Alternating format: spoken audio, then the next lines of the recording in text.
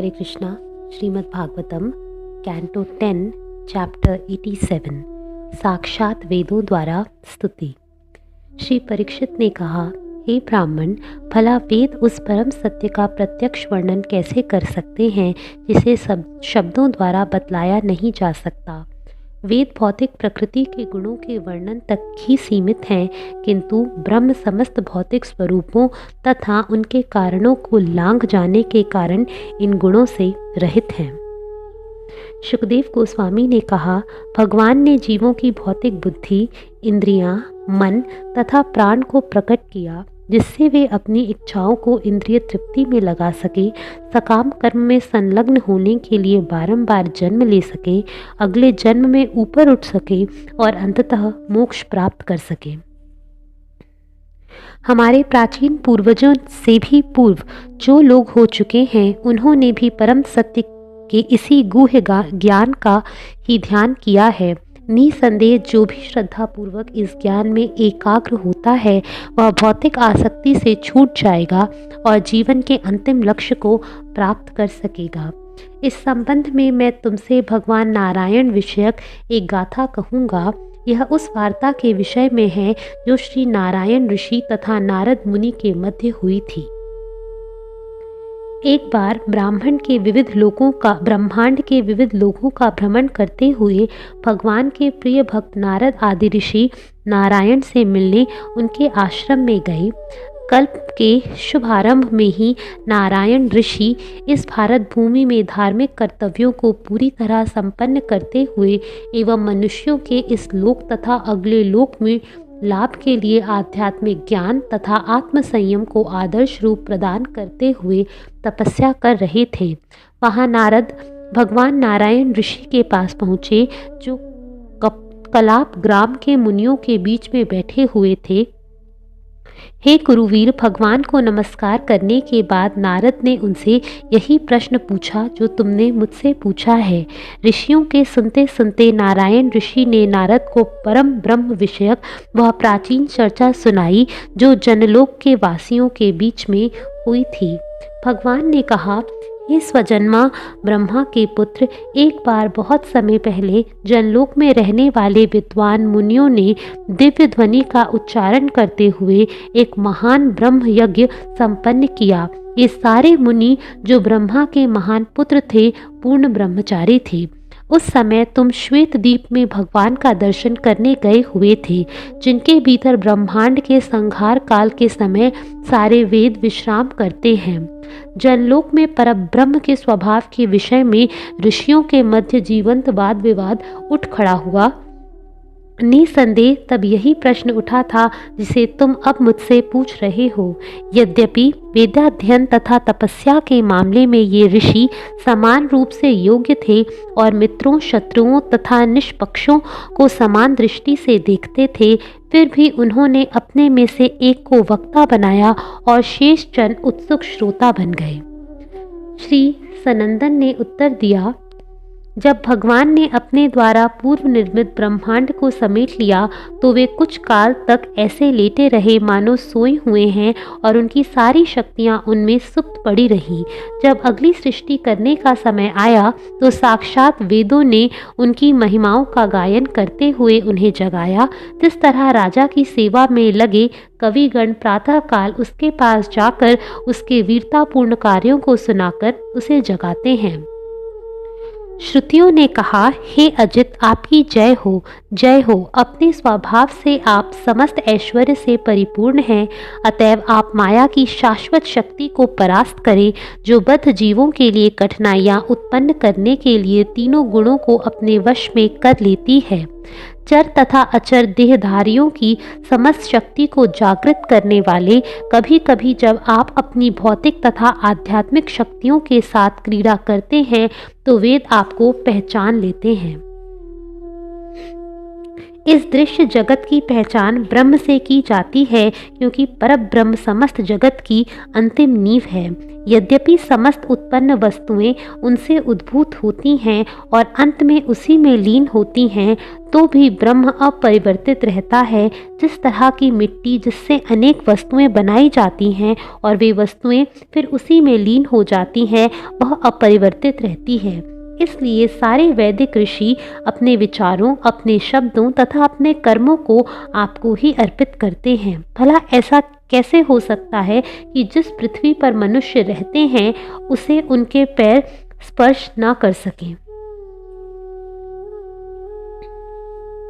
अतएव हे त्रिलोकपति, बुद्धिमान लोग आपकी कथाओं के अमृतमय सागर में गहरी डुबकी लगाकर समस्त क्लेशों से छुटकारा पा लेते हैं, क्योंकि आपकी कथाएं ब्रह्मांड के सारे दूषण को धो डालती हैं। तो फिर उन लोगों के बारे में क्या कहा जाए जिन्होंने आध्यात्मिक शक्ति के द्वारा अपने मनों को बुरी आदतों से और स्वयं को काल से मुक्त कर लिया है, और हे परम पुरुष, आपके असली स्वभाव की, जिसके भीतर निर्बाध आनंद भरा है, पूजा करने में समर्थ हैं। यदि वे आपके श्रद्धालु अनुयायी बन जाते हैं, तभी वे सांस लेते हुए वास्तव में जीवित हैं, अन्यथा उनका सांस लेना धौंकनी जैसा है। यह तो आपकी एकमात्र कृपा ही है कि महत तत्व तथा मिथ्या अहंकार से प्रारंभ होने वाले तत्वों ने इस ब्रह्मांड रूपी अंडे को जन्म दिया। अनन्यमय इत्यादि स्वरूपों में आप ही चरम हैं, जो जीव के साथ भौतिक आवरणों में प्रवेश करके उसके ही जैसे स्वरूप ग्रहण करते हैं। स्थूल तथा सूक्ष्म भौतिक स्वरूपों से भिन्न आप उन सबों में निहित वास्तविकता हैं।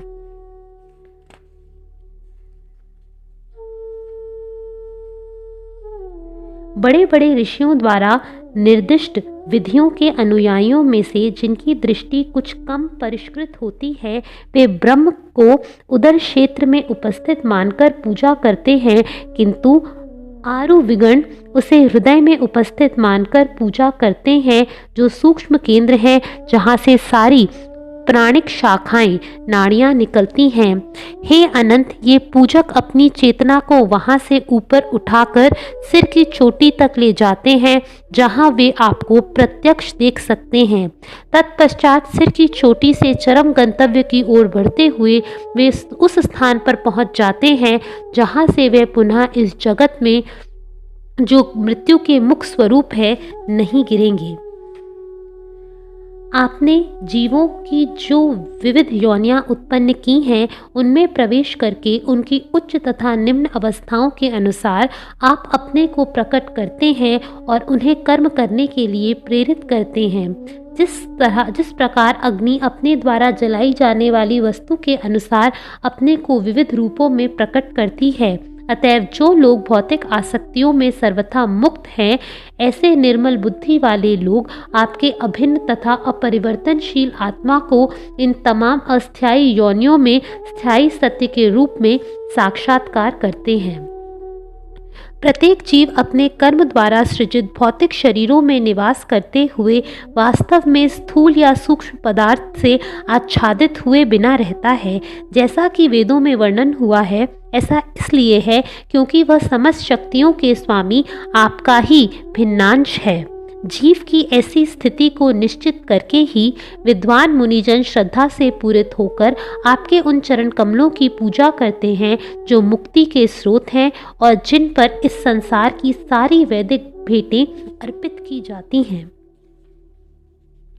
हे प्रभु, कुछ भाग्यशाली आत्माओं ने आपकी उन लीलाओं के विस्तृत अमृत सागर में गोता लगाकर भौतिक जीवन की थकान से मुक्ति पा ली है, जिन लीलाओं को आप अगाध आत्म तत्व का प्रचार करने के लिए साकार रूप धारण करके संपन्न करते हैं। ये विरली आत्माएं मुक्ति की भी परवाह ना करके घर बार के सुख का परित्याग कर देती हैं, क्योंकि उन्हें आपके चरण कमलों का आनंद लूटने वाले हंसों के समूह सदृश भक्तों की संगति प्राप्त हो जाती है।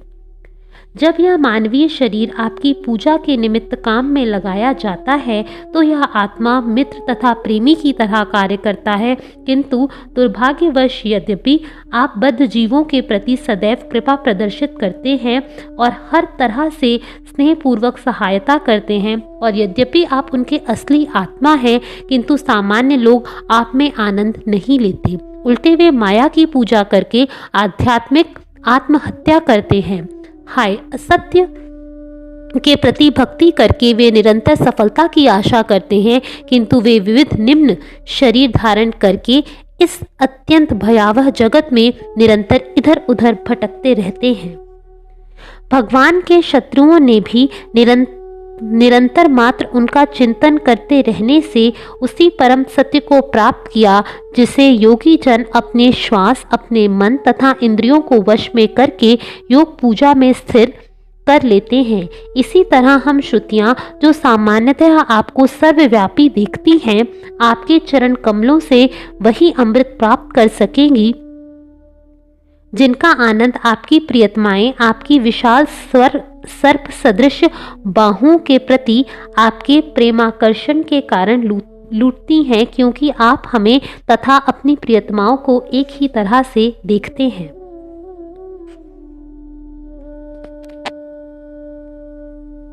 इस जगत का हर व्यक्ति हाल ही में उत्पन्न हुआ है और शीघ्र ही मर जाएगा, अतएव यहाँ का कोई भी व्यक्ति उसे कैसे जान सकता है जो हर वस्तु के पूर्व से विद्यमान है और जिसने प्रथम विद्वान ऋषि ब्रह्मा को और उसके बाद के छोटे तथा बड़े देवताओं को जन्म दिया है। जब वह लेट जाता है और हर वस्तु को अपने भीतर समेट लेता है तो कुछ भी नहीं बचता, ना तो स्थूल या सूक्ष्म पदार्थ, ना ही इनसे बने शरीर, ना ही काल की शक्ति और ना शास्त्र।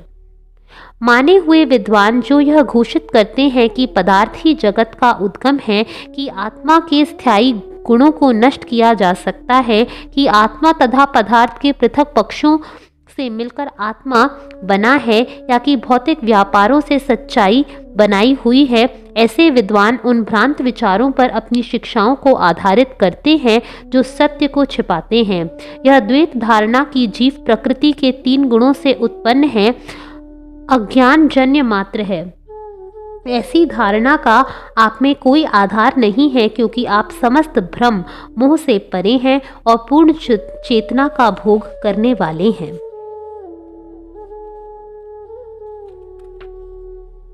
इस जगत में सारी वस्तुएं सरलतम घटना से लेकर जटिल मानव शरीर तक प्रकृति के 3 गुणों से बनी है। यद्यपि ये घटनाएं सत्य प्रतीत होती हैं, किंतु वे आध्यात्मिक सत्य की मिथ्या प्रतिबिंब होती हैं। वे आप पर मन के अध्यारोपण हैं। फिर भी जो लोग परमात्मा को जानते हैं वे संपूर्ण भौतिक सृष्टि को सत्य तथा साथ ही साथ आपसे अभिन्न मानते हैं।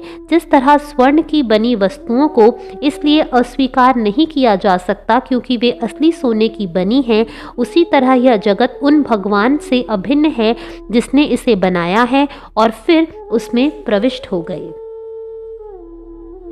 जो भक्त आपको समस्त जीवों के आश्रय रूप में पूजते हैं वे मृत्यु की परवाह नहीं करते और उनके सिर पर आप अपना चरण रखते हैं, लेकिन आप वेदों के शब्दों से अभक्तों को पशुओं की तरह बांध लेते हैं।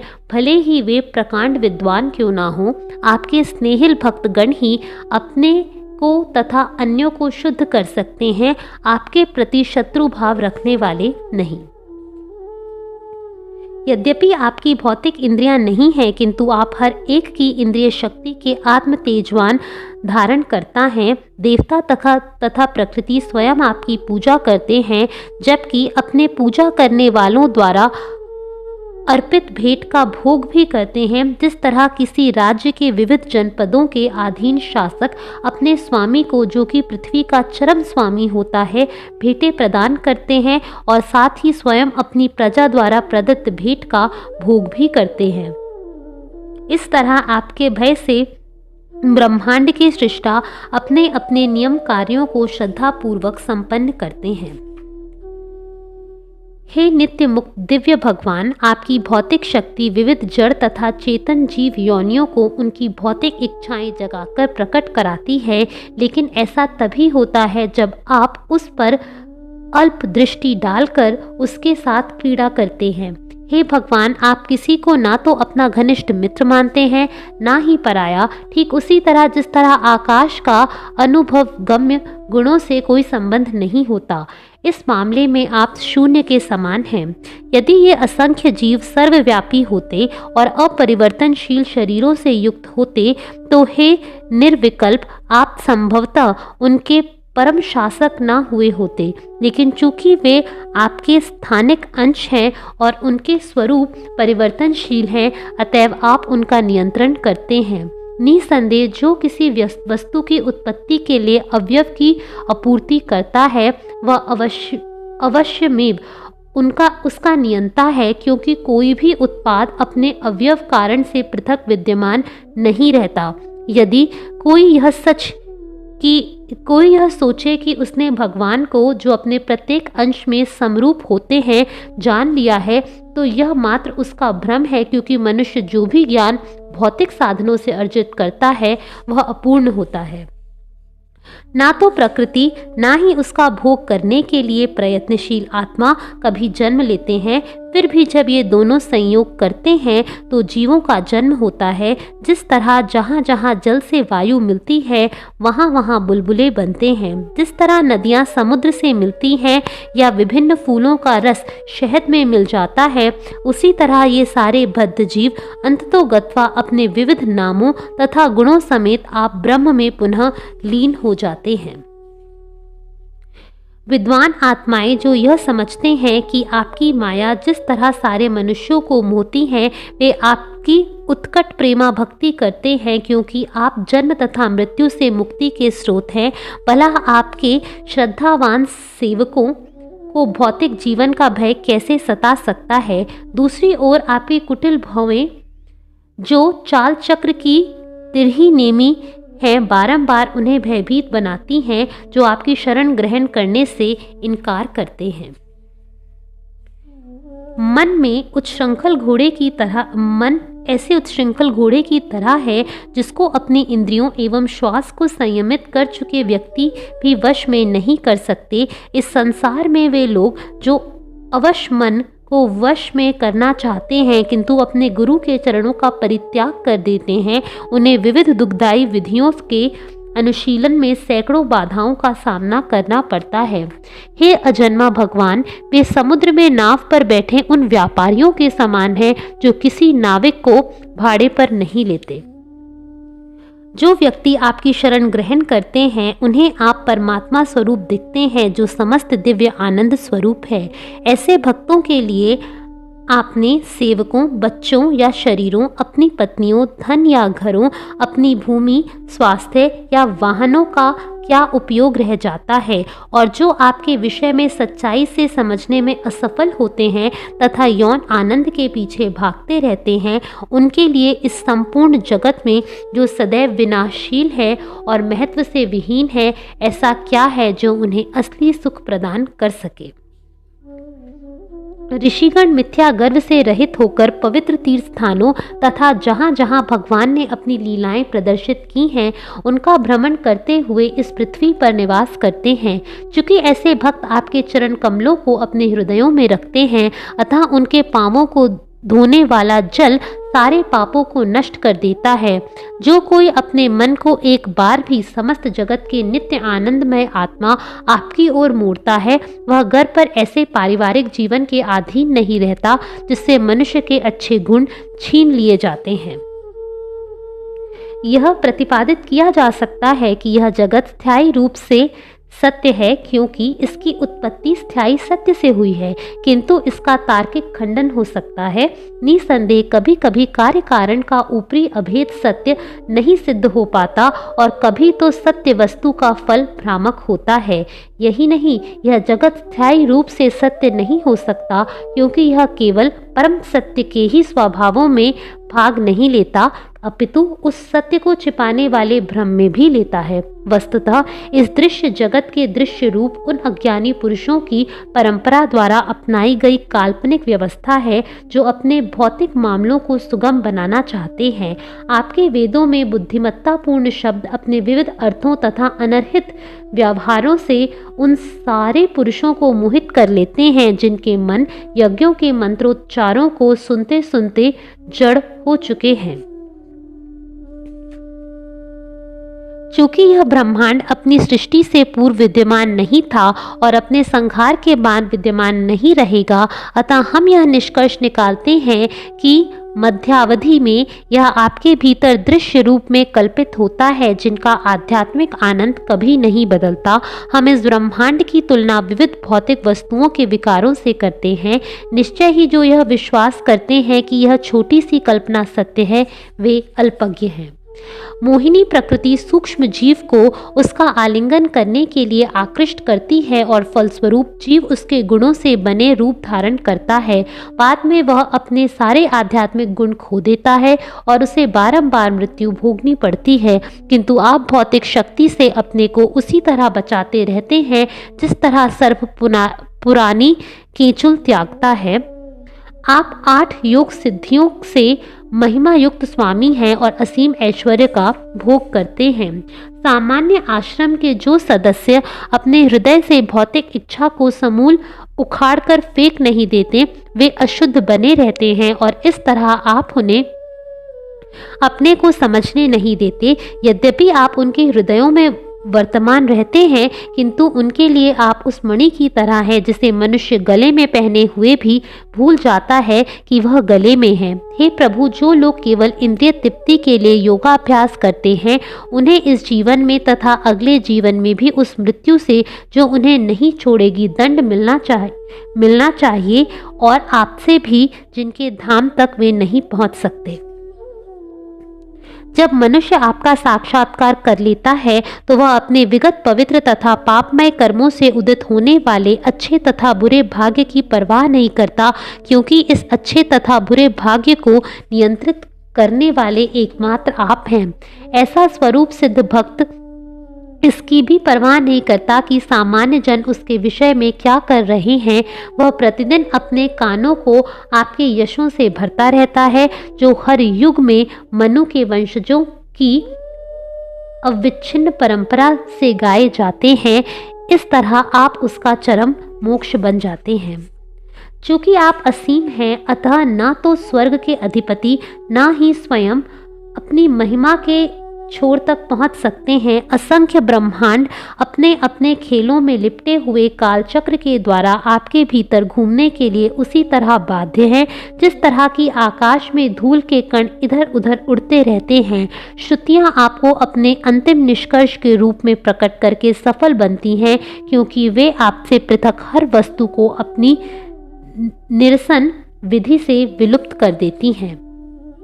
भगवान श्री नारायण ऋषि ने कहा, परमात्मा के विषय में ये आदेश सुनकर ब्रह्मा के पुत्रों को अपना चरम गंतव्य समझ में आ गया। वे पूरी तरह संतुष्ट हो गए और उन्होंने सनंदन की पूजा करके उनका सम्मान किया। इस तरह उच्चतर स्वर्गलोकों में विचरण करने वाले प्राचीन संतों ने सारे वेदों तथा पुराणों के इस अमृतमय तथा गुह्य रस को निचोड़ लिया।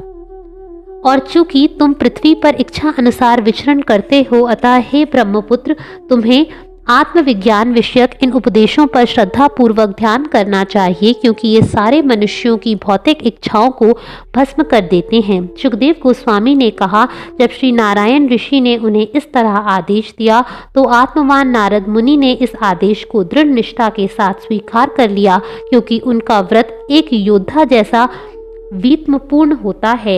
हे राजन, जब अपने सारे कार्यों में सफल होकर उन्होंने जो कुछ सुना था उस पर विचार किया और भगवान को इस प्रकार उत्तर दिया। श्री नारद ने कहा, मैं उन निर्मल कीर्ति वाले भगवान कृष्ण को नमस्कार करता हूँ जो अपने सर्व आकर्षक साकार अंशों को इसलिए प्रकट करते हैं जिससे सारे जीव मुक्ति प्राप्त कर सकें।